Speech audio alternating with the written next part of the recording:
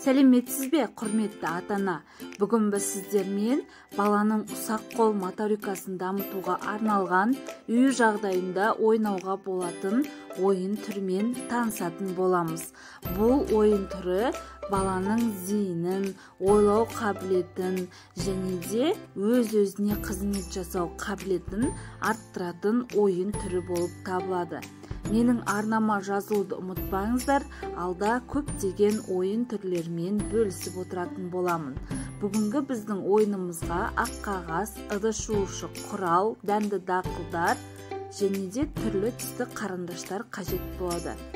Суретті әдемі етіп салуға тырысамыз, өйткені біз баланың эстетикалық қабілетін, яғни әдемілікке деген қызығушылығын осы сурет арқылы үйрететін боламыз. Әдемі заттарды көрген сайын бала әдемі заттарға қызығатын болады. Яғни түстеріміз бізде ашық болса, баланың настроениясы да, яғни көңіл күйі де жақсы болады. Файлымыздың ішіне осылай дәнімізді саламыз. Дәннің қандай болғаны маңызды емес, үлкендеу, маш салсаңыз да, нут салсаңыз да болады. Өздеріңіз үйде не бар, соны пайдаланып сала бересіздер.